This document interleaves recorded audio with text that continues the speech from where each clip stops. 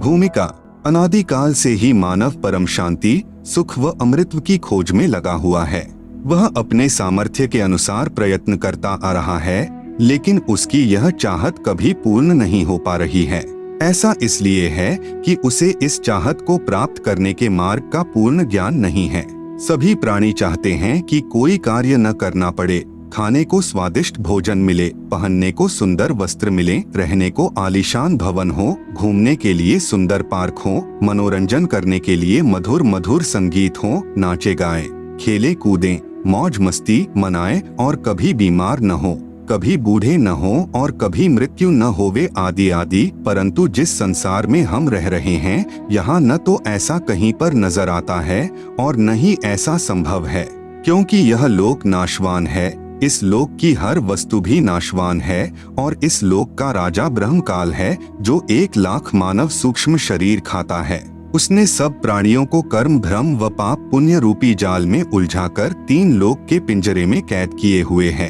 कबीर साहेब कहते हैं कि कबीर 3 लोक पिंजरा भया, पाप पुण्य 2 जाल, सभी जीव भोजन भये, एक खाने वाला काल, गरीब एक पापी एक पुनी आया, एक है सूम दलेल रे, बिना भजन कोई काम नहीं आवे, सब है जम की जेल रे। कर्म धर्म कर्म बराबर सिद्धांत, जैसा करोगे वैसा प्राप्त करोगे यानी भरोगे। भ्रम बराबर संशय युक्त ज्ञान जो वेदों तथा गीता में काल ब्रह्म ने प्रदान किया है। उदाहरणार्थ फॉर एग्जाम्पल, गीता अध्याय 15 श्लोक 1 से 4 में तथा अध्याय 4 श्लोक 31, 32, 34, अध्याय 7 श्लोक 18 में गीता ज्ञान दाता ब्रह्म ने कहा है कि यह संसार रूपी वृक्ष है। इसकी जड़ें यानी रूट्स ऊपर हैं तथा तीनों गुण रूपी शाखाएं नीचे हैं। जो इस संसार रूपी वृक्ष के विषय में पूर्ण जानकारी बताए वह पूर्ण संत अर्थात तत्वदर्शी संत है। जैसे तना कौन प्रभु है, डार कौन तथा तीनों शाखाएं कौन प्रभु है। यहाँ विचार काल में अर्थात जो गीता ज्ञान में तुझे बता रहा हूँ, मुझे इस संसार की रचना का ज्ञान नहीं है, क्योंकि मुझे इसके आदि यानी प्रारंभ का तथा अंत यानी अंतिम सिरे का ज्ञान नहीं है। इसलिए किसी तत्वदर्शी संत की खोज कर उस तत्वदर्शी संत के बताए भक्ति मार्ग यानी वे ऑफ वर्शिप अनुसार साधना करके उस परम पद व परमेश्वर की खोज करनी चाहिए, जहाँ जाने के पश्चात साधक पुनः लौटकर संसार में नहीं आता, अर्थात पूर्ण मोक्ष प्राप्त करता है। जिस पूर्ण परमात्मा से इस संसार रूपी वृक्ष का विस्तार हुआ है, अर्थात जिस परमेश्वर ने इस सृष्टि की रचना की है, उसी की पूजा करनी चाहिए। मैं यानी गीता ज्ञानदाता भी उसी परमेश्वर की शरण में हूँ। गीता अध्याय 3 श्लोक 31-32 में कहा है, गीता में जो ज्ञान दिया है यह मेरा मत यानी विचार है। भले ही यह पूर्ण नहीं है, फिर भी अन्य साधनाएं जो शास्त्र विधि रहित है उनसे श्रेष्ठ है। जो मेरे मत अनुसार साधना नहीं करता वह व्यर्थ प्रयत्न कर रहा है। पूर्ण परमात्मा की साधना से मिलने वाले लाभ की तुलना में गीता अध्याय 7 श्लोक 18 में गीता ज्ञान दाता ने अपनी साधना से मिलने वाले लाभ को भी अनुत्तम बताया है। इस प्रकार काल ब्रह्म द्वारा बताया ज्ञान धर्म युक्त है। वह नहीं चाहता कि कोई प्राणी इस पिंजरे रूपी कैद से बाहर निकल जाए। वह यह भी नहीं चाहता कि जीव आत्मा को अपने निज घर सतलोक का पता चले, इसलिए वह अपनी त्रिगुणी माया से हर जीव को भ्रमित किए हुए है। फिर मानव को ये उपरोक्त चाहत कहाँ से उत्पन्न हुई है? यहाँ ऐसा कुछ भी नहीं है। यहाँ हम सबने मरना है, सब दुखी व अशांत हैं। जिस स्थिति को हम यहाँ प्राप्त करना चाहते हैं, ऐसी स्थिति में हम अपने निज घर सतलोक में रहते थे। काल ब्रह्म के लोक में स्व इच्छा से आकर फंस गए और अपने निज घर का रास्ता भूल गए। कबीर साहेब कहते हैं कि इच्छा रूपी खेलन आया, ताते सुख सागर नहीं पाया। इस काल ब्रह्म के लोक में शांति व सुख का नामो निशान भी नहीं है। त्रिगुणी माया से उत्पन्न काम, क्रोध, लोभ, मोह, अहंकार, राग, द्वेष, हर्ष, शोक, लाभ, हानि, मान, बड़ाई रूपी अवगुण हर जीव को परेशान किए हुए हैं। यहाँ एक जीव दूसरे जीव को मार कर खा जाता है, शोषण करता है, इज्जत लूट लेता है, धन लूट लेता है, शांति छीन लेता है। यहाँ पर चारों तरफ आग लगी है। यदि आप शांति से रहना चाहोगे तो दूसरे आपको नहीं रहने देंगे। आपके न चाहते हुए भी चोर चोरी कर ले जाता है, डाकू डाका डाल ले जाता है, दुर्घटना घट जाती है, किसान की फसल खराब हो जाती है, व्यापारी का व्यापार ठप हो जाता है, राजा का राज छीन लिया जाता है, स्वस्थ शरीर में बीमारी लग जाती है, अर्थात यहाँ पर कोई भी वस्तु सुरक्षित नहीं। राजाओं के राज, इज्जतदार की इज्जत, धनवान का धन, ताकतवर की ताकत और यहाँ तक कि हम सभी के शरीर भी अचानक छीन लिए जाते हैं। माता पिता के सामने जवान बेटा बेटी मर जाते हैं, दूध पीते बच्चों को रोते बिलखते छोड़कर मात पिता मर जाते हैं, जवान बहनें विधवा हो जाती हैं और पहाड़ से दुखों को भोगने को मजबूर होते हैं। विचार करें कि क्या यह स्थान रहने के लायक है, लेकिन हम मजबूरी वश यहाँ रह रहे हैं क्योंकि इस काल के पिंजरे से बाहर निकलने का कोई रास्ता नजर नहीं आता और हमें दूसरों को दुखी करने की व दुख सहने की आदत सी बन गई। यदि आप जी को इस लोक में होने वाले दुखों से बचाव करना है तो यहाँ के प्रभु काल से परम शक्ति युक्त परमेश्वर यानी परम अक्षर ब्रह्म की शरण लेनी पड़ेगी, जिस परमेश्वर का खौफ काल प्रभु को भी है, जिसके डर से यह उपरोक्त कष्ट उस जीव को नहीं दे सकता जो पूर्ण परमात्मा अर्थात परम अक्षर ब्रह्म यानी सत्य पुरुष की शरण पूर्ण संत के बताए मार्ग से ग्रहण करता है। वह जब तक संसार में भक्ति करता रहेगा उसको उपरोक्त कष्ट आजीवन नहीं होते। जो व्यक्ति इस पुस्तक ज्ञान गंगा को पढ़ेगा उसको ज्ञान हो जाएगा कि हम अपने निज घर को भूल गए हैं। वह परम शांति व सुख यहाँ न होकर निज घर सतलोक में है, जहाँ पर न जन्म है, न मृत्यु है, न बुढ़ापा, न दुख, न कोई लड़ाई झगड़ा है, न कोई बीमारी है, न पैसे का कोई लेन देन है, न मनोरंजन के साधन खरीदना है। वहाँ पर सब परमात्मा द्वारा निशुल्क व अखंड है। बंदी छोड़ गरीबदास जी महाराज की वाणी में प्रमाण है कि बिन ही मुख सारंग राग सुन, बिन ही तंती तार, बिना सुर अलगोजे बजै, नगर नाच घुमा, घंटा बाजै ताल नग, मंजीरे डफ झांझ, मुरली मधुर सुहावनी, निस्बासर और सांझ, बीन बिहंगम बाझी, तरक तंबूरे तीर, राग खंड नहीं होत है, बंध्या रहत समीर, तरक नहीं तोरा नहीं, ना ही कशीस कबाब, अमृत प्याले मध पीवे, जो भाटी चवै शराब, मतवाले मस्तानपुर, गली गली गुलजार, संख शराबी फिरत हैं, चलो तास बाजार, संख संख पत्नी नाचें, गावे शब्द सुभान, चंद्र बदन सूरज मुखी, ना ही मान गुमा, संख हिंडोले नूर नग, झूले संत हजूर, तख्त धनी के पास कर, ऐसा मुलक जहूर, नदी नाव नाले बगै, छूटे फुहारे सुन्न, भरे होद सरवर सदा, नहीं पाप नहीं पुण्य, ना कोई भिक्षुक दान दे, ना कोई हार व्यवहार, ना कोई जन्मे मरे, ऐसा देश हमार, जहाँ संखो लहर मेहर की उपजय, कहर जहाँ नहीं कोई, दास गरीब अचल अविनाशी, सुख का सागर सोई। सतलोक में केवल एक रस परम शांति व सुख है। जब तक हम सतलोक में नहीं जाएंगे तब तक हम परम शांति, सुख व अमृतत्व को प्राप्त नहीं कर सकते। सतलोक में जाना तभी संभव है जब हम पूर्ण संत से उपदेश लेकर पूर्ण परमात्मा की आजीवन भक्ति करते रहें। इस पुस्तक ज्ञान गंगा के माध्यम से जो हम संदेश देना चाहते हैं उसमें किसी देवी देवता व धर्म की बुराई न करके सर्व पवित्र धर्म ग्रंथों में छुपे गूढ़ रहस्य को उजागर करके यथार्थ भक्ति मार्ग बताना चाहा है, जो कि वर्तमान के सर्व संत महंत व आचार्य गुरु साहिबान शास्त्रों में छिपे गूढ़ रहस्य को समझ नहीं पाए। परम पूज्य कबीर साहेब जी अपनी वाणी में कहते हैं कि वेद कतेब झूठे ना भाई, झूठे हैं सो समझे नाही, जिस कारण भक्त समाज को अपार हानि हो रही है।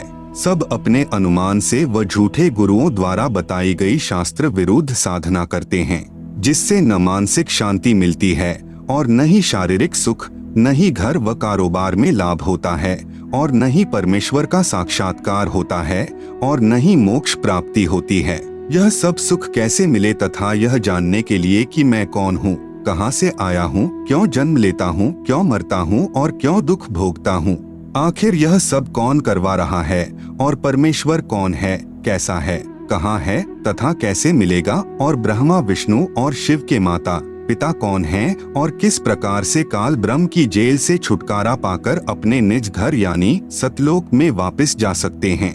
यह सब इस पुस्तक के माध्यम से दर्शाया गया है ताकि इसे पढ़कर आम भक्तात्मा का कल्याण संभव हो सके। यह पुस्तक सतगुरु रामपाल जी महाराज के प्रवचनों का संग्रह है जो कि सदग्रंथों में लिखे तथ्यों पर आधारित है। हमें पूर्ण विश्वास है कि जो पाठक जन रुचि व निष्पक्ष भाव से पढ़कर अनुसरण करेगा उसका कल्याण संभव है। आत्म प्राण उद्धार ही ऐसा धर्म नहीं और कोटि अश्वमेघ यज्ञ सकल समाना भय। जीव उद्धार परम पुण्य ऐसा कर्म नहीं और मरुस्थल के मृगजों सब मर गए दौड़ दौड़। भावार्थ, यदि एक आत्मा को सतभक्ति मार्ग पर लगाकर उसका आत्म कल्याण करवा दिया जाए तो करोड़ अश्वमेघ यज्ञ का फल मिलता है और उसके बराबर कोई भी धर्म नहीं है। जीवात्मा के उद्धार के लिए किए गए कार्य अर्थात सेवा से श्रेष्ठ कोई भी कार्य नहीं है। अपने पेट भरने के लिए तो पशु पक्षी भी सारा दिन भ्रमते हैं, उसी तरह वह व्यक्ति है जो परमार्थी कार्य नहीं करता। परमार्थी कर्म सर्वश्रेष्ठ सेवा जीव कल्याण के लिए किया कर्म है। जीव कल्याण का कार्य न करके सर्व मानव मरुस्थल के हिरण की तरह दौड़ दौड़ कर मर जाते हैं, जिसे कुछ दूरी पर जल ही जल दिखाई देता है और वहां दौड़ कर जाने पर थल ही प्राप्त होता है। फिर कुछ दूरी पर थल का जल दिखाई देता है, अंत में उस हिरण की प्यास से ही मृत्यु हो जाती है। ठीक इसी प्रकार जो प्राणी इस काल लोक में जहां हम रह रहे हैं वे उस हिरण के समान सुख की आशा करते हैं, जैसे निसंतान सोचता है संतान होने पर सुखी हो जाऊंगा। संतान वालों से पूछे तो उनकी अनेकों समस्याएं सुनने को मिलेंगी। निर्धन व्यक्ति सोचता है कि धन हो जाए तो मैं सुखी हो जाऊं। जब धनवानों की कुशल जानने के लिए प्रश्न करोगे तो ढेर सारी परेशानियां सुनने को मिलेंगी। कोई राज्य प्राप्ति से सुख मानता है, यह उसकी महाभूल है। राजा यानी मंत्री, मुख्यमंत्री, प्रधानमंत्री, राष्ट्रपति को स्वप्न में भी सुख नहीं होता। जैसे 4-5 सदस्यों के परिवार का मुखिया अपने परिवार के प्रबंध में कितना परेशान रहता है। राजा तो एक क्षेत्र का मुखिया होता है, उसके प्रबंध में सुख स्वप्न में भी नहीं होता। राजा लोग शराब पीकर कुछ गम भुलाते हैं, माया इकट्ठा करने के लिए जनता से कर यानी टैक्स लेते हैं। फिर अगले जन्मों में जो राजा सत्य भक्ति नहीं करते, पशु योनियों को प्राप्त होकर प्रत्येक व्यक्ति से वसूले कर यानी टैक्स को उनके पशु बनकर लौटाते हैं।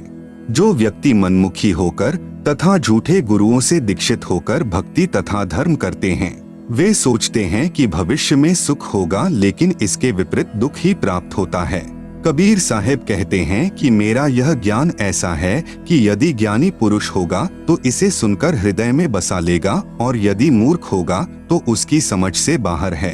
कबीर, ज्ञानी हो तो हृदय लगाई, मूर्ख हो तो गम ना पाई। अधिक जानकारी के लिए कृपया प्रवेश करें इस पुस्तक ज्ञान गंगा में। इस पुस्तक को पढ़कर सुप्रीम कोर्ट के वरिष्ठ अधिवक्ता श्री सुरेश चंद्र ने कहा, इस पुस्तक का नाम तो ज्ञान सागर होना चाहिए। कलयुग में सत्ययुग। संत रामपाल जी के सत्संग वचनों से उद्घृत। सत्ययुग उस समय को कहते हैं जिस युग में अधर्म नहीं होता, शांति होती है, पिता से पहले पुत्र की मृत्यु नहीं होती, स्त्री विधवा नहीं होती, रोग रहित शरीर होता है, सर्व मानव भक्ति करते हैं, परमात्मा से डरने वाले होते हैं क्योंकि वे आध्यात्मिक ज्ञान के सर्व कर्मों से परिचित होते हैं, मन कर्म वचन से किसी को पीड़ा नहीं देते तथा दुराचारी नहीं होते, जति सती स्त्री पुरुष होते हैं, वृक्षों की अधिकता होती है, सर्व मनुष्य वेदों के आधार से भक्ति करते हैं।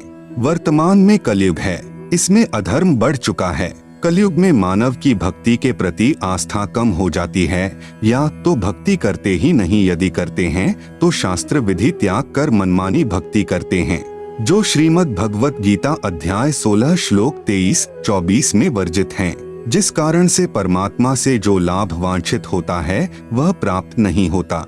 इसलिए अधिकतर मनुष्य नास्तिक हो जाते हैं। धनी बनने के लिए रिश्वत, चोरी, डाके डालने को माध्यम बनाते हैं, परंतु यह विधि धन लाभ की न होने के कारण परमात्मा के दोषी हो जाते हैं तथा प्राकृतिक कष्टों को झेलते हैं।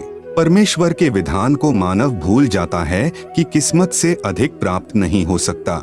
यदि अन्य अवैध विधि से धन प्राप्त कर लिया तो वह रहेगा नहीं। जैसे एक व्यक्ति अपने पुत्र को सुखी देखने के लिए अवैध विधि से धन प्राप्ति करता था, कुछ दिनों पश्चात उसके पुत्र के दोनों गुर्दे खराब हो गए। जैसे तैसे करके गुर्दे बदलवाए 3 लाख रुपए खर्च हुआ। जो धन अवैध विधि से जोड़ा था वह सर्व खर्च हो गया तथा कुछ रुपए कर्जा भी हो गया। फिर लड़के का विवाह किया। 6 महीने के पश्चात बस दुर्घटना में इकलौता पुत्र मृत्यु को प्राप्त हुआ। अब न तो पुत्र रहा और न ही अवैध विधि से अर्जित किया गया धन। शेष क्या रहा? अवैध विधि से धन संग्रह करने में किए हुए पाप जो अभी शेष हैं, उनको भोगने के लिए जिससे पैसे ऐंठे थे, उनका पशु यानी गधा, बैल, गाय बनकर पूरे करेगा। परंतु परम अक्षर ब्रह्म की शास्त्रानुकूल साधना करने वाले भक्त की किस्मत को परमेश्वर बदल देता है, क्योंकि परमेश्वर के गुणों में लिखा है कि परमात्मा निर्धन को धनवान बना देता है। सत्ययुग में कोई भी प्राणी मांस, तंबाकू, मदिरा सेवन नहीं करता, क्योंकि वे इनसे होने वाले पापों से परिचित होते हैं। मांस खाना पाप है। एक समय एक संत अपने शिष्य के साथ कहीं जा रहा था। वहाँ पर एक मछियारा तालाब से मछलियाँ पकड़ रहा था। मछलियाँ जल से बाहर तड़फ तड़फ कर प्राण त्याग रही थी। शिष्य ने पूछा, हे गुरुदेव, इस अपराधी प्राणी को क्या दंड मिलेगा? गुरुजी ने कहा, बेटा समय आने पर बताऊंगा। 4-5 वर्ष के पश्चात दोनों गुरु शिष्य कहीं जाने के लिए जंगल से गुजर रहे थे। वहाँ पर एक हाथी का बच्चा चिल्ला रहा था। उछल कूद करते समय हाथी का बच्चा 2 निकट उगे वृक्षों के बीच में फंस गया। वह निकल तो गया, परंतु निकलने के प्रयत्न में उसका सर्व शरीर छिल गया था तथा उसके शरीर में जख्म हो गए थे। उसके सारे शरीर में कीड़े चल रहे थे जो उसको नोच रहे थे। वह हाथी का बच्चा बुरी तरह चिल्ला रहा था। शिष्य ने गुरुजी से पूछा कि हे गुरुदेव, यह प्राणी कौन से पाप का दंड भोग रहा है?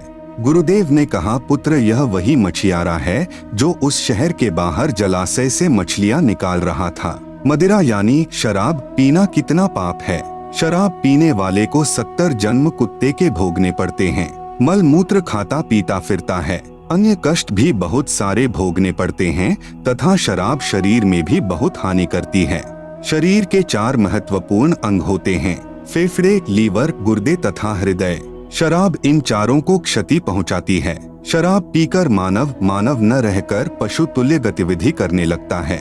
कीचड़ में गिर जाना, कपड़ों में मलमूत्र तथा वमन कर देना, धन हानि, मान हानि, घर में अशांति आदि मदिरा पान के कारण होते हैं। मदिरा सत्ययुग में प्रयोग नहीं होती। सत्ययुग में सर्व मानव परमात्मा के विधान से परिचित होते हैं, जिस कारण सुख का जीवन व्यतीत करते हैं। गरीब मदिरा पीवे कड़वा पानी, 70 जन्म स्वान के जानी। दुराचार करना कितना पाप है। परद्वारा स्त्री का खोले, 70 जन्म अंधा हो डोले। पूज्य कबीर परमेश्वर जी ने बताया है कि जो व्यक्ति किसी परस्त्री के साथ दुष्कर्म करता है तो वह 70 जन्म अंधे का जीवन भोगता है। बुद्धिमान व्यक्ति ऐसी आफत कभी मोल नहीं लेता। मूर्ख ही ऐसा कार्य करता है। जैसे आग में हाथ डालने का अर्थ मौत मोल लेना है। जैसे कोई व्यक्ति किसी अन्य के खेत में बीज डालता है तो वह महामूर्ख है। बुद्धिमान व्यक्ति ऐसा कभी नहीं कर सकता। वैश्यागमन को ऐसा जानो जैसे कुर्डियों पर गेहूं का बहुमूल्य बीज का थैला भर कर डालाएं। यह क्रिया बुद्धिमान व्यक्ति नहीं कर सकता, या तो महामूर्ख या शराबी निर्लज अर्थात घंड व्यक्ति ही किया करता है। विचारणीय विषय है कि जो पदार्थ शरीर से नाश होते हुए आनंद का अनुभव कराता है, यदि वह शरीर में सुरक्षित रखा जाए तो कितना आनंद देगा। दीर्घायु, स्वस्थ शरीर, स्वस्थ मस्तिष्क, शूरवीरता तथा स्फूर्ति प्रदान करता है। जिस पदार्थ से अनमोल बच्चा प्राप्त होता है, उसका नाश करना बच्चे की हत्या करने तुल्य है। इसलिए दुराचार तथा अनावश्यक भोग विलास वर्जित है। तंबाकू सेवन कितना पाप है। परमेश्वर कबीर जी ने बताया है, सुरापान मध मांसाहारी, गमन करे भोगे पर नारी, 70 जन्म कटत हैं, शीशम साक्षी साहिब है जगदीशम। पर द्वारा स्त्री का खोले, 70 जन्म अंधा हो डोले। 100 नारी जारी करे, सुरापान 100 बार, एक चिलम हुक्का भरे, डूबे काली धार। जैसे कि ऊपर वर्णन किया है कि एक बार शराब पीने वाला 70 जन्म कुत्ते का जीवन भोगता है, फिर मल मूत्र खाता पीता फिरता है। परस्त्री गमन करने वाला 70 जन्म अंधे के भोगता है। मांस खाने वाला भी महाकष्ट का भागी होता है। उपरोक्त सर्व पाप 100 बार करने वाले को जो पाप होता है, वह एक बार हुक्का पीने वाले अर्थात तंबाकू सेवन करने वाले को सहयोग देने वाले को होता है। तंबाकू सेवन करने वाले हुक्का, सिगरेट, बीड़ी या अन्य विधि से सेवन करने वाले तंबाकू खाने वालों को क्या पाप लगेगा? घोर पाप का भागी होगा। एक व्यक्ति जो तंबाकू सेवन करता है जब वह हुक्का या बीड़ी सिगरेट पीकर धुआं छोड़ता है तो वह धुआं उसके छोटे छोटे बच्चों के शरीर में प्रवेश करके हानि करता है। वे बच्चे फिर शीघ्र बुराई को ग्रहण करते हैं तथा उनका स्वास्थ्य भी बिगड़ जाता है। अवतार की परिभाषा। अवतार का अर्थ है ऊंचे स्थान से नीचे स्थान पर उतरना। विशेषकर यह शुभ शब्द उन उत्तम आत्माओं के लिए प्रयोग किया जाता है जो धरती पर कुछ अद्भुत कार्य करते हैं, जिनको परमात्मा की ओर से भेजा हुआ मानते हैं या स्वयं परमात्मा ही का पृथ्वी पर आगमन मानते हैं। श्रीमद् भगवत गीता अध्याय 15 श्लोक 1 से 4 तथा 16-17 में 3 पुरुषों यानी प्रभुओं का ज्ञान है। नंबर 1, क्षर पुरुष जिसे ब्रह्म भी कहते हैं, जिसका ओम नाम साधना का है, जिसका प्रमाण गीता अध्याय 8 श्लोक 13 में है। नंबर 2, अक्षर पुरुष जिसको परब्रह्म भी कहते हैं, जिसकी साधना का मंत्र तत् जो सांकेतिक है, प्रमाण गीता अध्याय 17 श्लोक 23 में है। नंबर 3, उत्तम पुरुष तू अन्यः मतलब श्रेष्ठ पुरुष परमात्मा तो उपरोक्त दोनों पुरुषों यानी क्षर पुरुष तथा अक्षर पुरुष से अन्य है। वह परम अक्षर पुरुष है जिसे गीता अध्याय 8 श्लोक 1 के उत्तर में अध्याय 8 के श्लोक 3 में कहा है कि वह परम अक्षर ब्रह्म है। इसका जाप सत है जो सांकेतिक है। इसी परमेश्वर की प्राप्ति से साधक को परम शांति तथा सनातन परमधाम प्राप्त होगा। प्रमाण गीता अध्याय 18 श्लोक 62 में यह परमेश्वर यानी परम अक्षर ब्रह्म गीता ज्ञान दाता से भिन्न है। अधिक ज्ञान प्राप्ति के लिए कृपया पुस्तक धरती पर अवतार सतलोक आश्रम बरवाला से प्राप्त करें। अवतार 2 प्रकार के होते हैं, जैसे ऊपर कहा गया है। अब आप जी को पता चला कि मुख्य रूप से 3 पुरुष यानी प्रभु है, जिनका उल्लेख ऊपर कर दिया गया है। हमारे लिए मुख्य रूप से 2 प्रभुओं की भूमिका रहती है। नंबर 1, क्षर पुरुष यानी ब्रह्म जो गीता अध्याय 11 श्लोक 32 में अपने आप को काल कहता है। नंबर 2, परम अक्षर पुरुष यानी परम अक्षर ब्रह्म जिसके विषय में गीता अध्याय 8 श्लोक 3 तथा 8, 9, 10 में तथा गीता अध्याय 18 श्लोक 62 अध्याय 15 श्लोक 1 से 4 तथा 17 में कहा है। ब्रह्म यानी काल के अवतारों की जानकारी। गीता अध्याय 4 का श्लोक 7, यदा यदा हि धर्मस्य ग्लानिर्भवति भारत अभ्युत्थानमधर्मस्य तदात्मानं सृजाम्यहम्। यदा यदा हि धर्मस्य ग्लानिः भवति भारत अभ्युत्थानम् अधर्मस्य तदा आत्मानं सृजामि अहम्। अनुवाद भारत यानी हे भारत, यदा यदा यानी जब जब, धर्मस्य यानी धर्म की, ग्लानियः यानी हानि और अधर्मस्य यानी अधर्म की, अभ्युत्थानम यानी वृद्धि, भवति यानी होती है, तदा यानी तब तब, ही यानी ही, अहम यानी मैं, आत्मानम यानी अपना अंश, अवतार, सृजामि यानी रचता हूँ अर्थात उत्पन्न करता हूँ। जैसे श्रीमद् भगवत गीता अध्याय 4 श्लोक 7 में गीता ज्ञान दाता ने कहा है कि जब जब धर्म में घृणा उत्पन्न होती है, धर्म की हानि होती है तथा अधर्म की वृद्धि होती है, तो मैं काल यानी ब्रह्म यानी क्षर पुरुष अपने अंश अवतार सृजन करता हूँ अर्थात उत्पन्न करता हूँ। जैसे श्री रामचंद्र जी तथा श्री कृष्ण चंद्र जी को काल ब्रह्म ने ही पृथ्वी पर उत्पन्न किया था, जो स्वयं श्री विष्णु जी ही माने जाते हैं। इनके अतिरिक्त 8 अवतार और कहे गए हैं, जो श्री विष्णु जी स्वयं नहीं आते अपितु अपने लोक से अपने कृपा पात्र पवित्र आत्मा को भेजते हैं। वे भी अवतार कहलाते हैं। कहीं कहीं पर 25 अवतारों का भी उल्लेख पुराणों में आता है। काल ब्रह्म यानी क्षर पुरुष के भेजे हुए अवतार पृथ्वी पर बढ़े अधर्म का नाश कत्लेआम अर्थात संहार करके करते हैं। उदाहरण के रूप में श्री रामचंद्र जी तथा श्री कृष्णचंद्र जी, श्री परशुराम जी तथा श्री निहकलंक जी, जो अभी आना शेष है, जो कलयुग के अंत में आएगा। ये सर्व अवतार घोर संहार करके ही अधर्म का नाश करते हैं, अधर्मियों को मारकर शांति स्थापित करने की चेष्टा करते हैं। परंतु शांति की अपेक्षा अशांति ही बढ़ती है। जैसे श्री रामचंद्र जी ने रावण को मारने के लिए युद्ध किया, युद्ध में करोड़ों पुरुष मारे गए, जिनमें धर्मी तथा अधर्मी दोनों ही मारे गए। फिर उनकी पत्नियां तथा छोटे बड़े बच्चे शेष रहे, उनका जीवन नरक बन गया। विधवाओं को अन्य व्यक्तियों ने अपनी हवस का शिकार बनाया। निर्वाह की समस्या उत्पन्न हुई, आदि अनेकों अशांति के कारण खड़े हो गए। यही विधि श्री कृष्ण जी ने अपनाई थी, यही विधि श्री परशुराम जी ने अपनाई थी। इसी विधि से 10वां अवतार काल ब्रह्म यानी क्षर पुरुष द्वारा उत्पन्न किया जाएगा। उसका नाम निकलंक होगा। वह कलयुग के अंतिम समय में उत्पन्न होगा, जो राजा हरिश्चंद्र वाली आत्मा होगी। संभल नगर में श्री विष्णु दत्त शर्मा के घर में जन्म लेगा।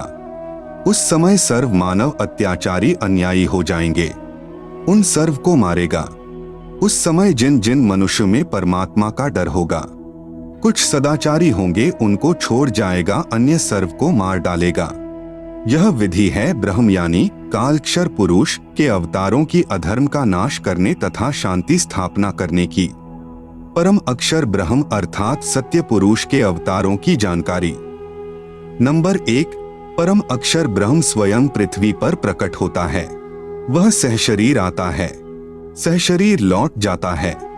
यह लीला वह परमेश्वर 2 प्रकार से करता है। नंबर 1, प्रत्येक युग में शिशु रूप में किसी सरोवर में कमल के फूल पर वन में प्रकट होता है। वहां से निसंतान दंपति उसे उठा ले जाते हैं।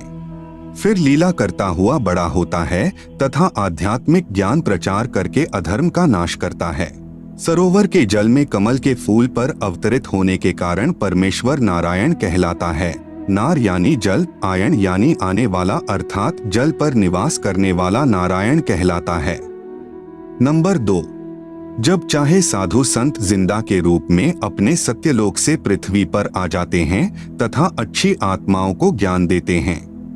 फिर वे पुण्यात्माएं भी ज्ञान प्रचार करके अधर्म का नाश करते हैं।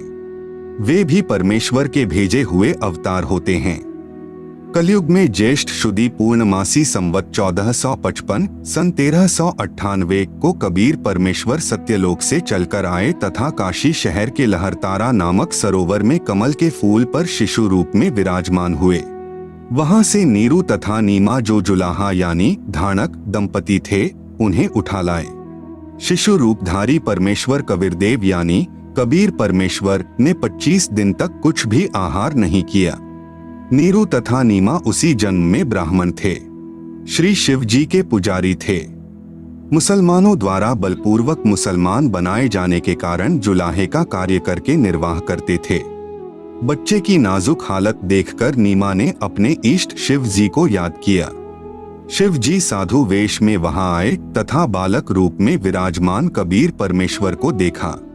बालक रूप में कबीर साहेब जी ने कहा, है शिव जी, इन्हें कहो एक कुंवारी गाय लाएं, वह आपके आशीर्वाद से दूध देगी। ऐसा ही किया गया। कबीर परमेश्वर के आदेशानुसार भगवान शिव जी ने कुंवारी गाय की कमर पर थपकी लगाई। उसी समय बछिया के थनों से दूध की धार बहने लगी। एक कोरा मिट्टी का छोटा घड़ा नीचे रखा। पात्र भर जाने पर दूध बंद हो गया। फिर प्रतिदिन पात्र थनों के नीचे करते ही बछिया के थनों से दूध निकलता। उसको परमेश्वर कबीर जी पिया करते थे। जुलाहे के घर परवरिश होने के कारण बड़े होकर परमेश्वर कबीर जी भी जुलाहे का कार्य करने लगे तथा अपनी अच्छी आत्माओं को मिले, उनको तत्व ज्ञान समझाया तथा स्वयं भी तत्व ज्ञान प्रचार करके अधर्म का नाश किया तथा जिन जिन को परमेश्वर जिंदा महात्मा के रूप में मिले उनको सच्चखंड यानी सत्यलोक में ले गए तथा फिर वापस छोड़ा। उनको आध्यात्मिक ज्ञान दिया तथा अपने से परिचित कराया। वे उस परमेश्वर यानी सत्य पुरुष के अवतार थे। उन्होंने भी परमेश्वर से प्राप्त ज्ञान के आधार से अधर्म का नाश किया। वे अवतार कौन कौन हुए हैं? नंबर 1 आदरणीय धर्मदास जी, नंबर 2 आदरणीय मलुकदास जी, नंबर 3 आदरणीय नानक देव साहेब जी, सिख धर्म के प्रवर्तक, नंबर 4 आदरणीय दादू साहेब जी, नंबर 5 आदरणीय गरीबदास साहेब जी गांव छुड़ानी जिला झज्जर हरियाणा वाले तथा नंबर 6 आदरणीय घीसा दास साहेब जी गांव खेखड़ा जिला मेरठ उत्तर प्रदेश वाले। ये उपरोक्त सर्व अवतार परम अक्षर ब्रह्म यानी सत्य पुरुष के थे। अपना कार्य करके चले गए, अधर्म का नाश किया, जिस कारण से जनता में बहुत समय तक बुराई नहीं समाई। वर्तमान में संतों की कमी नहीं परंतु शांति का नाम नहीं। कारण यह है कि इन संतों की साधना शास्त्रों के विरुद्ध है, जिस कारण से समाज में अधर्म बढ़ता जा रहा है। इन पंथों और संतों को सैकड़ों वर्ष हो गए ज्ञान प्रचार करते हुए परंतु अधर्म बढ़ता ही जा रहा है। सत्य पुरुष का वर्तमान अवतार, जो सत्य साधना तथा तत्व ज्ञान का प्रचार परमेश्वर के पूर्वोक्त परमेश्वर के अवतार संत किया करते थे, जिससे आपसी प्रेम था, एक दूसरे के दुख में दुखी होते थे, असहाय व्यक्ति की मदद करते थे, वही शास्त्र विधि अनुसार साधना तथा वही आध्यात्मिक यथार्थ ज्ञान संत रामपाल दास जी महाराज को परमेश्वर कबीर साहेब जी ने प्रदान किया है। मार्च 1997 को फाल्गुन मास की शुक्ल प्रथमा को दिन के 10 बजे जिंदा महात्मा के रूप में सत्यलोक से आकर संत रामपाल दास जी महाराज को सतनाम तथा सारनाम दान करने का आदेश देकर अंतर्ध्यान हो गए। संत रामपाल दास जी महाराज भी परमेश्वर यानी परम अक्षर ब्रह्म के उन अवतारों में से एक हैं जो आध्यात्मिक ज्ञान के द्वारा अधर्म का नाश करते हैं। अब विश्व में शांति होगी। सर्वधर्म तथा पंथों के व्यक्ति एक होकर आपस में प्रेम से रहा करेंगे। राजनेता भी निर्भिमानी, न्यायकारी तथा परमात्मा से डरकर कार्य करने वाले होंगे। जनता के सेवक बनकर निष्पक्ष कार्य किया करेंगे। धरती पर पुनः सत्ययुग जैसी स्थिति होगी। वर्तमान में धरती पर वह अवतार संत रामपाल दास जी हैं। अब घर घर में परमेश्वर के ज्ञान की चर्चा होगी। जहां गांव व शहरों में तथा पार्कों में बैठकर ताश खेलते हैं, कोई राजनीतिक बातें करता है, कोई अपने पुत्रों तथा पुत्र वधुओं की अच्छे या निकम्मे होने की चर्चा करते हैं, वहां परमेश्वर की महिमा की चर्चा होगी तथा ज्ञान गंगा पुस्तक में लिखे ज्ञान पर विचार हुआ करेगा। परमात्मा की महिमा करने मात्र से भी जीव पुण्य का भागी बनता है। फिर शास्त्र विधि अनुसार साधना करके जीवन सुखी बनाएंगे तथा आत्म कल्याण कराएंगे। धरती पर कलयुग में सत्ययुग जैसा समय आएगा। संत रामपाल दास जी महाराज ही वर्तमान में वास्तव में धरती पर अवतार हैं। अधिक जानकारी के लिए कृपया पढ़े पुस्तक धरती पर अवतार संपूर्ण। अमेरिका की महिला भविष्यवक्ता फ्लोरेंस की महत्वपूर्ण भविष्यवाणी। अमेरिका की विश्वविख्यात भविष्यवक्ता फ्लोरेंस ने अपनी भविष्यवाणियों में कई बार भारत का जिक्र किया है।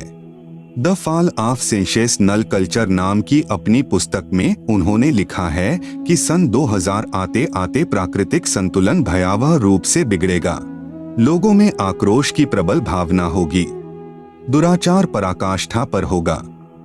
पश्चिमी देशों के विलासितापूर्ण जीवन जीने वालों में निराशा, बेचैनी और अशांति होगी। अतृप्त अभिलाषाएं और जोर पकड़ेगी, जिससे उनमें आपसी कटुता बढ़ेगी। चारों ओर हिंसा और बर्बरता का वातावरण होगा। ऐसा वातावरण होगा कि चारों ओर हाहाकार मच जाएगा। लेकिन भारत से उठने वाली एक नई विचारधारा इस घातक वातावरण को समाप्त कर देगी। वह विचारधारा वैज्ञानिक दृष्टि से सामंजस्य और भाईचारे का महत्व समझाएगी। वह यह भी समझाएगी कि धर्म और विज्ञान में आपस में विरोध नहीं है। आध्यात्मिकता की उच्चता और भौतिकता का खोखलापन सबके सामने उजागर करेगी। मध्यम वर्ग उस विचारधारा से बहुत अधिक प्रभावित होगा। यह वर्ग समाज के सभी वर्गों को अच्छे समाज के निर्माण के लिए उत्प्रेरित करेगा। यह विचारधारा पूरे विश्व में चमत्कारी परिवर्तन लाएगी। मुझे अपनी छठी अतीन्द्रिय शक्ति से यह एहसास हो रहा है कि इस विचारधारा को जन्म देने वाला वह महान संत भारत में जन्म ले चुका है। उस संत के ओजस्वी व्यक्तित्व का प्रभाव सबको चमत्कृत करेगा। उसकी विचारधारा अध्यात्म के कम होते जा रहे प्रभाव को फिर से नई स्फूर्ति देगी। चारों ओर आध्यात्मिक वातावरण होगा। संत की विचारधारा से प्रभावित लोग विश्व के कल्याण के लिए पश्चिम की ओर चलेंगे। धीरे धीरे एशिया, यूरोप और अमेरिका पर पूरी तरह छा जाएंगे। उस संत की विचारधारा से पूरा विश्व प्रभावित होगा और उनके चरण चिन्हों पर चलेगा। पश्चिमी देश के लोग उन्हें ईसा, मुसलमान उन्हें एक सच्चा रहनुमा और एशिया के लोग उन्हें भगवान का अवतार मानेंगे। उस महान संत की विचारधारा से बौद्धिक क्रांति होगी। बुद्धिजीवियों की मान्यताएं बदलेंगी। उनमें ईश्वर के प्रति श्रद्धा और विश्वास की कोंपलें फूटेंगी। फ्लोरेंस के अनुसार वह संत भारत में जन्म ले चुके हैं। वह इस संत से काफी प्रभावित थी। अपनी एक दूसरी पुस्तक golden light of new era में भी उन्होंने लिखा है, जब मैं ध्यान लगाती हूँ तो अक्सर एक संत को देखती हूँ। गौर वर्ण का है, सफेद बाल हैं, उसके मुख पर न दाढ़ी है न मूछ है। उस संत के ललाट पर गजब का तेज होता है। उनके ललाट पर आकाश से एक नक्षत्र के प्रकाश की किरणें निरंतर बरसती रहती हैं। मैं देखती हूँ कि वह संत अपनी कल्याणकारी विचारधारा तथा अपने सच्चरित्र प्रबल अनुयायियों की शक्ति से संपूर्ण विश्व में नए ज्ञान का प्रकाश फैला रहे हैं। वह संत अपनी शक्ति निरंतर बढ़ा रहे हैं। उनमें इतनी शक्ति है कि वह प्राकृतिक परिवर्तन भी कर सकते हैं। वह अपना कार्य वैज्ञानिक ढंग से करेंगे। उनकी कृपा और प्रयत्नों से मानवीय सभ्यता में नई जागृति आएगी।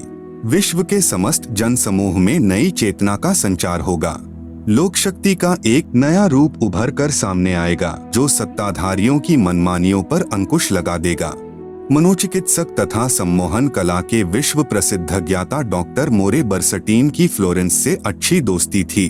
एक बार फ्लोरेंस ने उनसे भी कहा था, डॉक्टर, वह समय बड़ी तेजी से नजदीक आ रहा है जब सत्ता लोलुप राजनेताओं की अपेक्षा आप जैसे समाज सेवकों की बातें समाज अधिक ध्यान से सुनेगा। 21वीं सदी के आते आते एक नई विचारधारा पूरे विश्व को प्रभावित करेगी। हर राष्ट्र में सच्चरित्र धार्मिक लोगों का संगठन लोगों के दिमाग में बैठी गलत मान्यताओं को बदल देगा। यह विचारधारा भारत से प्रस्फुटित होंगी, वहीं से पूरे विश्व में फैलेगी। मैं उस पवित्र स्थान पर एक प्रचंड तपस्वी को देख रही हूँ, जिसका तेज बड़ी तेजी से फैल रहा है। मनुष्य में सोए देवत्व को जगाने तथा धरती का स्वर्ग जैसा बनाने के लिए वह संत दिन रात प्रयत्न कर रहे हैं। एक पत्रकार ने 1964 में फ्लोरेंस से पूछा था कि क्या वह दुनिया का भविष्य बता सकती है। फ्लोरेंस ने इसके जवाब में कहा था, 1970 की शुरुआत व्यापक उथल पुथल के साथ होगी। 1979-80 के बाद ऐसे भूकंप आएंगे कि न्यूजर्सी का कुछ हिस्सा तथा यूरोप का और एशिया के कई देशों के स्थान भूकंप से विदीर्ण हो जाएंगे। कुछ जलमग्न भी हो जाएंगे। तृतीय विश्व युद्ध का आतंक सबके दिमाग में बैठ जाएगा और वे इस युद्ध की तैयारी करेंगे, लेकिन भारतीय राजनेता अपने प्रभाव और बुद्धि से तीसरे विश्व युद्ध को टालने में सफल हो जाएंगे। तीसरे विश्व युद्ध के शुरू होने तक भारत के शासन की बागडोर आध्यात्मिक प्रवृत्ति के लोगों के हाथ में होगी, इसलिए उनके प्रभाव से विश्व युद्ध टलेगा। वे शासक एक महान संत के ओजस्वी तथा क्रांतिकारी विचारधारा से प्रभावित होंगे। वे उस संत के प्रति उसी तरह समर्पित होंगे जैसे वाशिंगटन स्वतंत्रता एवं मानवता के प्रति समर्पित थे। अमेरिका के शहर न्यूजर्सी की रहने वाली फ्लोरेंस सचमुच एक विलक्षण महिला थी। एक बार नेबेल नाम के व्यक्ति ने टीवी कार्यक्रम के दौरान उनसे बोला, आप भारत में जन्म ले चुके संत के बारे में तो अक्सर बताती रहती हैं, मैं अपने बारे में कुछ जानना चाहता हूँ, बताइए। फ्लोरेंस ने उसके दाहिने हाथ को थाम लिया और बोली, आप बहुत जल्द किसी दूसरे राज्य से प्रसारण करेंगे। नेबेल एक प्रसारण सेवा के कर्मचारी थे। फ्लोरेंस की इस बात पर वह हंसने लगे। कुछ क्षण बाद बोले, आपने मुझसे यह अच्छा मजाक किया। यदि हमारी कंपनी के अधिकारी इस कार्यक्रम को देख रहे होंगे तो मैं दूसरे राज्य में जाऊं या नहीं, फिलहाल अपनी कंपनी से तुरंत निकाल दिया जाऊंगा। कुछ ही मिनटों के बाद टीवी के कंट्रोल रूम का फोन घनघना उठा। फोन नेबेल के लिए था। उनकी कंपनी के जनरल मैनेजर उनसे बात करना चाहते थे। नेबेल ने जब फोन उठाया तो उन्होंने कहा, हमने न्यूयॉर्क से प्रसारण करने का काम शुरू करने का निर्णय लिया है, वहां तुम्हें ही भेजा जाएगा। अभी यह बात गुप्त रखना, इसकी घोषणा कल की जाएगी। मैं टीवी पर फ्लोरेंस के साथ तुम्हारी बातचीत देख रहा था। फ्लोरेंस ने तुम्हारे विषय में जो बताया है वह पूरी तरह सच है। आश्चर्य है कि उन्हें यह बात कैसे मालूम हो गई। नेबेल फ्लोरेंस का चेहरा देखता रह गया। कुछ पत्रकारों ने उनसे एक बार पूछा था कि वह भविष्य को कैसे देख लेती हैं। तथा गायब व्यक्ति या वस्तुओं का पता कैसे लगा लेती हैं? तो फ्लोरेंस ने बताया, मुझे स्वयं नहीं मालूम कि ऐसा कैसे संभव हो जाता है। मैं भविष्य के विषय में एक बहुत महत्वपूर्ण बात बता रही हूँ। 20वीं शताब्दी के अंत में भारतवर्ष से एक प्रकाश निकलेगा। यह प्रकाश पूरी दुनिया को उन दैवी शक्तियों के विषय में जानकारी देगा जो अब तक हम सभी के लिए रहस्यमय बनी हुई हैं। देवी शक्तियों की जानकारी जो संत रामपाल दास जी महाराज द्वारा बताई गई हैं। कृपया पढ़ें इसी पुस्तक के पृष्ठ 22 पर सृष्टि रचना, एक दिव्य महापुरुष द्वारा यह प्रकाश पूरे विश्व में फैलेगा। वह सभी को सतमार्ग पर चलने की प्रेरणा देगा। समस्त दुनिया में एक नई सोच की ज्योति फैलेगी। जब मैं ध्यानावस्था में होती हूँ तो अक्सर यह दिव्य महापुरुष मुझे दिखाई देते हैं। फ्लोरेंस ने बार बार इस संत या दिव्य महापुरुष का जिक्र किया है। साथ ही यह भी बताया है कि उत्तरी भारतवर्ष के एक पवित्र स्थान पर वह मौजूद हैं। सज्जनों, उपरोक्त भविष्यवाणी तथा वर्तमान वाणी है जो परम संत रामपाल महाराज जी पर खरी उतरती है तथा इसी का समर्थन अन्य भविष्यवाणियां भी करती है जो आगे लिखी हैं। भाई बाले वाली जन्म साखी में प्रमाण। एक महापुरुष के विषय में भाई बाले वाली जन्म साखी में प्रहलाद भक्त की भविष्यवाणी। भाई बाले वाली जन्म साखी में लिखा गया विवरण स्पष्ट करता है कि संत रामपाल दास जी महाराज ही वह अवतार है जिन्हें परमेश्वर कबीर जी तथा संत नानक जी के पश्चात पंजाब की धरती पर अवतरित होना था। संत रामपाल दास जी महाराज 8 सितंबर सन 1951 को गांव धनाना, जिला सोनीपत, हरियाणा प्रांत, उस समय पंजाब प्रांत, भारत की पवित्र धरती पर श्री नंदराम जाट के घर जाट वर्ण में श्रीमती इंदिरा देवी की कोख से जन्मे। इस विषय में जन्म साखी भाई बाले वाली हिंदी वाली में जिसके प्रकाशक हैं भाई जवाहर सिंह कृपाल सिंह एंड कंपनी पुस्तका वाले, बाजार माई सेवा, अमृतसर, पंजाब तथा पंजाबी वाली के प्रकाशक है भाई जवाहर सिंह कृपाल सिंह पुस्तका वाले, गली 8 बाग रामानंद, अमृतसर, पंजाब। इसमें लिखा अमर लेख इस प्रकार है। एक समय भाई बाला तथा मर्दाना को साथ लेकर सतगुरु नानक देव जी भक्त प्रहलाद जी के लोक में गए जो पृथ्वी से कई लाख कोस दूर अंतरिक्ष में है। प्रहलाद ने कहा कि हे नानक जी, आपको परमात्मा ने दिव्य दृष्टि दी तथा कलयुग में बड़ा भक्त बनाया है। आपका कलयुग में बहुत प्रताप होगा। यहाँ पर प्रहलाद के लोक में पहले कबीर जी आए थे या आज आप आए हो, एक और आएगा जो आप दोनों जैसा ही महापुरुष होगा। इन तीनों के अतिरिक्त यहाँ मेरे लोक में कोई नहीं आ सकता। भक्त बहुत हो चुके हैं, आगे भी होंगे, परंतु यहाँ मेरे लोक में वही पहुँच सकता है जो इन जैसी महिमा वाला होगा और कोई नहीं। इसलिए इन तीनों के अतिरिक्त यहाँ कोई नहीं आ सकता। मर्दाने ने पूछा कि हे प्रहलाद जी, कबीर जी जुलाहा थे, नानक जी खत्री हैं, वह तीसरा किस वर्ण यानी जाति से तथा किस धरती पर अवतरित होगा? प्रहलाद भक्त ने कहा, भाई सुन, नानक जी के सच्चखंड जाने के सैकड़ों वर्ष पश्चात पंजाब की धरती पर जाट वर्ण में जन्म लेगा तथा उसका प्रचार क्षेत्र शहर बरवाला होगा। लेख समाप्त। विवेचन, संत रामपाल दास जी महाराज वही अवतार हैं जो अन्य प्रमाणों के साथ साथ जन्म साखी में लिखे वर्णन पर खरे उतरते हैं। जन्म साखी में 100 वर्ष के पश्चात लिखा है। यहाँ पर सैकड़ों वर्ष पश्चात कहा गया था, जिसको पंजाबी भाषा में लिखते समय 100 वर्ष ही लिख दिया, क्योंकि मर्दाना ने पूछा था कि वह कौन से युग में नजदीक ही आएगा। तब भक्त प्रहलाद ने कहा कि श्री नानक जी के सैकड़ों वर्ष पश्चात कल युग में ही वह संत जाट वर्ण में जन्म लेगा। इसीलिए यहाँ 100 वर्ष के स्थान पर सैकड़ों वर्षों ही न्यायोचित है तथा प्रचार क्षेत्र बरवाला के स्थान पर बटाला लिखा गया है। इसके दो कारण हो सकते हैं कि शहर बरवाला, जिला हिसार, हरियाणा उस समय पंजाब प्रांत में सुप्रसिद्ध नहीं था तथा बटाला शहर पंजाब प्रांत में प्रसिद्ध था। लेखनकर्ता ने इस कारण से बरवाला के स्थान पर बटाला लिख दिया। दूसरा, प्रिंट करते समय हालेक की जगह हटालेक प्रिंट हो गया है। एक और विशेष विचारणीय पहलू है कि पंजाब के बटाला शहर में कोई भी जाट संत नहीं हुआ है जो इन महापुरुषों यानी परमेश्वर कबीर देव जी व श्री नानक देव जी के समान महिमावान तथा इनके समान ज्ञानवान हुआ हो। इस आधार से तथा अन्य प्रमाणों के आधार से तथा इस जन्म साखी के आधार से स्पष्ट है कि वह तीसरे महापुरुष संत रामपाल दास जी महाराज हैं तथा इनका आध्यात्मिक ज्ञान भी इन दोनों महापुरुषों यानी परमेश्वर कबीर जी तथा श्री नानक देव जी से मेल खाता है।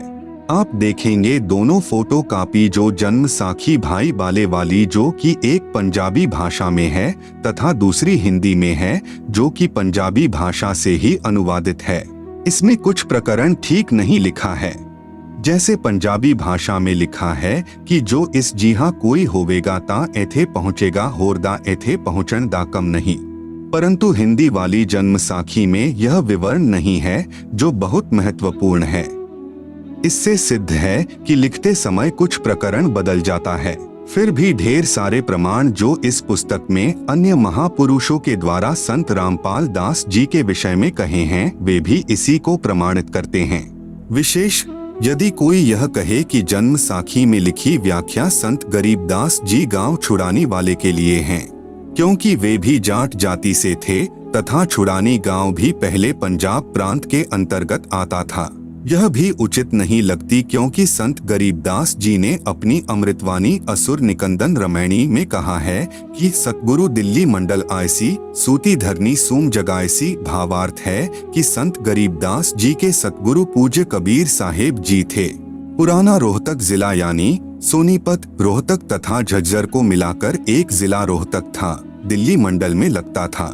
यह किसी राजा के अधीन नहीं था, अंग्रेजों के शासन काल में दिल्ली के अधीन था।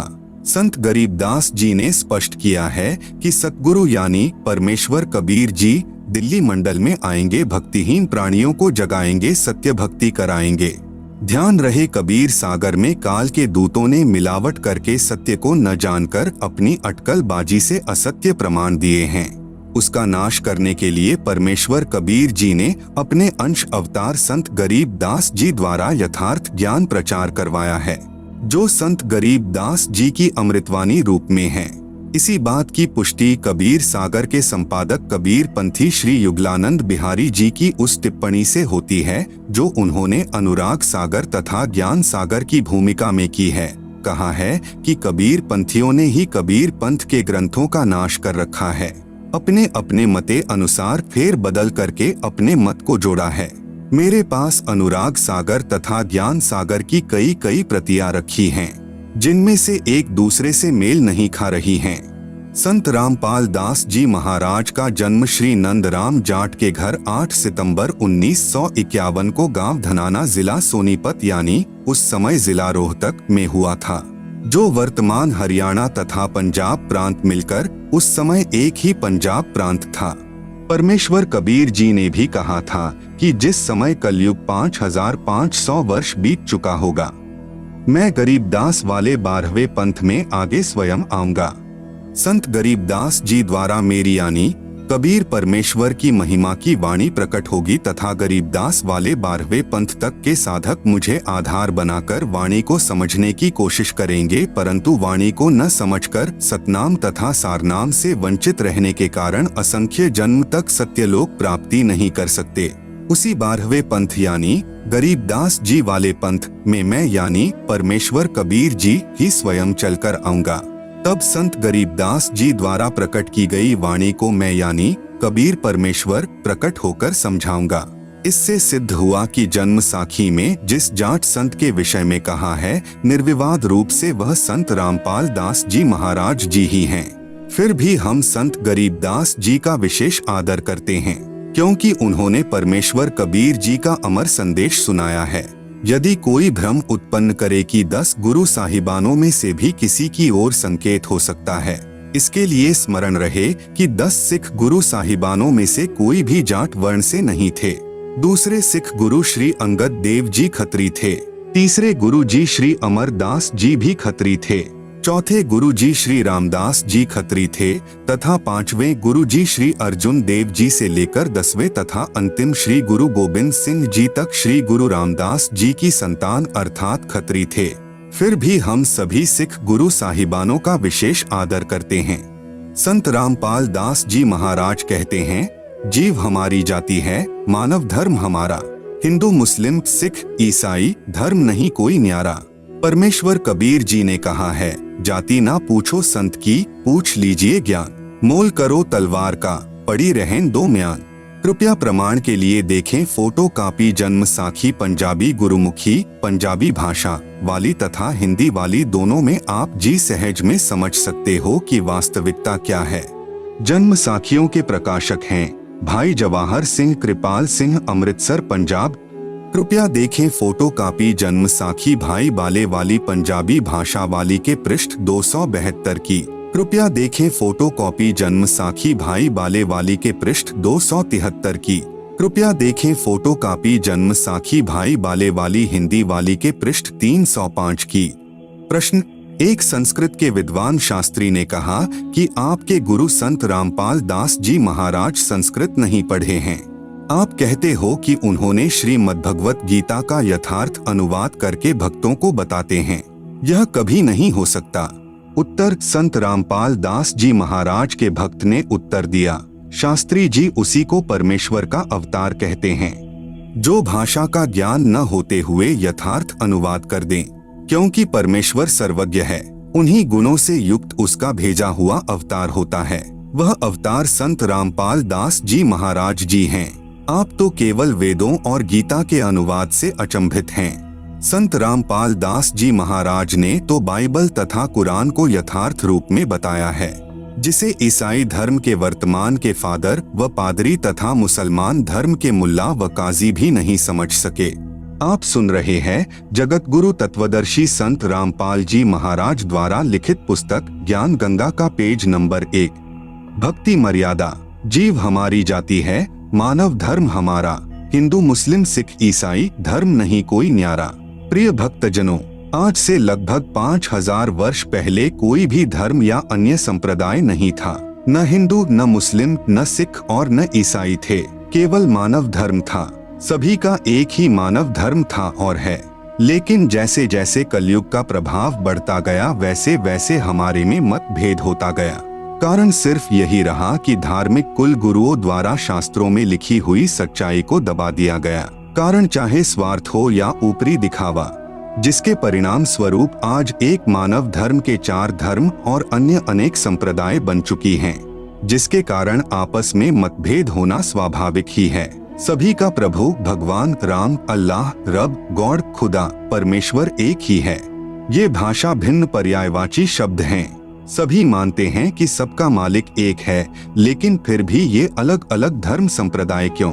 यह बात बिल्कुल ठीक है कि सबका मालिक रब, खुदा, अल्लाह, गॉड, राम, परमेश्वर एक ही है, जिसका वास्तविक नाम कबीर है और वह अपने सतलोक, सतधाम, सच्चखंड में मानव सदृश स्वरूप में आकार में रहता है। लेकिन अब हिंदू तो कहते हैं कि हमारा राम बड़ा है, मुस्लिम कहते हैं कि हमारा अल्लाह बड़ा है, ईसाई कहते हैं कि हमारा ईसा मसीह बड़ा और सिख कहते हैं कि हमारे गुरु नानक साहेब जी बड़े हैं। ऐसे कहते हैं जैसे 4 नादान बच्चे कहते हैं कि यह मेरा पापा, दूसरा कहेगा यह मेरा पापा है, तेरा नहीं है, तीसरा कहेगा यह तो मेरा पिताजी है जो सबसे बड़ा है, और फिर चौथा कहेगा कि अरे नहीं नादानो, यह मेरा डैडी है, तुम्हारा नहीं है, जबकि उन चारों का पिता वही एक ही है। इन्हीं नादान बच्चों की तरह आज हमारा मानव समाज लड़ रहा है। कोई कहे हमारा राम बड़ा है, कोई कहे खुदाई रे, कोई कहे हमारा ईसा मसीह बड़ा। ये बांटा रहे लगाई रे, जबकि हमारे सभी धार्मिक ग्रंथों व शास्त्रों में उस एक प्रभु, मालिक, रब, खुदा, अल्लाह, राम, साहेब, गॉड, परमेश्वर की प्रत्यक्ष नाम लिखकर महिमा गाई है कि वह एक मालिक प्रभु कबीर साहेब है, जो सतलोक में मानव सदृश स्वरूप में आकार में रहता है। वेद, गीता, कुरान, बाइबल और गुरु ग्रंथ साहेब ये सब लगभग मिलते जुलते ही हैं। यजुर्वेद के अध्याय 5 के श्लोक नंबर 32 में, सामवेद के मंत्र नंबर 1400-822 में, अथर्ववेद के कांड नंबर 4 के अनुवाक 1 के श्लोक नंबर 7, ऋग्वेद के मंडल 1 अध्याय 1 के सूक्त 11 के श्लोक नंबर 4 में कबीर नाम लिखकर बताया है कि पूर्ण ब्रह्म कबीर है, जो सतलोक में आकार में रहता है। आप सुन रहे हैं जगत गुरु तत्वदर्शी संत रामपाल जी महाराज द्वारा लिखित पुस्तक ज्ञान गंगा का पेज नंबर 2। गीता जी चारों वेदों का संक्षिप्त सार है। गीता जी भी उसी सत्पुरुष पूर्ण ब्रह्म कबीर की तरफ इशारा करती है। गीता जी के अध्याय 15 के श्लोक नंबर 16, 17, अध्याय 18 के श्लोक नंबर 46, 61, 62, अध्याय 8 के श्लोक नंबर 3, 8 से 10 तथा 22 में, अध्याय 15 के श्लोक नंबर 1, 2, 3, 4 में उसी पूर्ण परमात्मा की भक्ति करने का इशारा किया है। श्री गुरु ग्रंथ साहिब पृष्ठ नंबर 24 पर और पृष्ठ नंबर 721 पर नाम लिखकर कबीर साहेब की महिमा गाई है। इसी प्रकार कुरान और बाइबल एक ही शास्त्र समझो। दोनों लगभग एक ही संदेश देते हैं कि उस कबीर अल्लाह की महिमा बयान करो जिसकी शक्ति से ये सब सृष्टि चलायमान है। कुरान शरीफ में सूरत फुरकानी नंबर 25 की आयत नंबर 52 से 59 तक में कबीरन, खबीरा, कबीरू आदि शब्द लिखकर उसी एक कबीर अल्लाह की पाकी बयान की हुई है कि ऐ पैगंबर मोहम्मद उस कबीर अल्लाह की पाकी बयान करो जो 6 दिन में अपनी शक्ति से सृष्टि रचकर 7वें दिन तख्त पर जा बिराजा अर्थात सतलोक में जाकर विश्राम किया। वह अल्लाह प्रभु कबीर है। इसी का प्रमाण बाइबल के अंदर उत्पत्ति ग्रंथ में सृष्टि क्रम में बाइबल के प्रारंभ में ही 7 दिन की रचना में चैप्टर 1 वर्सेस 20, चैप्टर 2 वर्सेस 5 में है। सभी संतों व ग्रंथों का सार यही है कि पूर्ण गुरु जिसके पास तीनों नाम हो और नाम देने का अधिकार भी हो, उससे नाम लेकर जीव को जन्म मृत्यु रूपी रोग से छुटकारा पाना चाहिए। क्योंकि हमारा उद्देश्य आपको काल की कारागार से छुटवाकर अपने मूल मालिक कबीरदेव यानी कबीर साहेब के सतलोक को प्राप्त करवाना है। कबीरदेव ने अपनी वाणी में कहा है कि एक जीव को काल साधना से हटाकर पूर्ण गुरु के पास लाकर सत उपदेश दिलाने का पुण्य इतना होता है कि जितना करोड़ गाय बकरे आदि प्राणियों को कसाई से छुटवाने का होता है। क्योंकि यह अबोध मानव शरीरधारी प्राणी गलत गुरुओं द्वारा बताई गई शास्त्र विरुद्ध साधना से काल के जाल में फंसा रहकर न जाने कितने दुखदायी 84 लाख योनियों के कष्ट को झेलता रहता है। जब यह जीवात्मा कबीरदेव यानी कबीर साहेब की शरण में पूरे गुरु के माध्यम से आ जाती है, नाम से जुड़ जाती है, तो फिर इसका जन्म तथा मृत्यु का कष्ट सदा के लिए समाप्त हो जाता है और सतलोक में वास्तविक परम शांति को प्राप्त करता है। अब प्रश्न आता है कि आजकल गुरु ज्यादा से ज्यादा शिष्य बनाकर अपनी योग्यता का प्रमाण दिखाते हैं, अर्थात हर कोई 4 कथा सीख लेता है और कहता है कि मैं भी नाम दे देता हूँ और भोली आत्माओं को काल के जाल में डाल देता है। चूंकि शास्त्रों के विरुद्ध नाम उपदेश देने वाले और जपने वाले सभी निश्चित ही नरक के अधिकारी होंगे और उनको नरक में उल्टा लटकाया जाएगा। यह कथन शास्त्र यानी गीता, वेद व सर्व ग्रंथ ही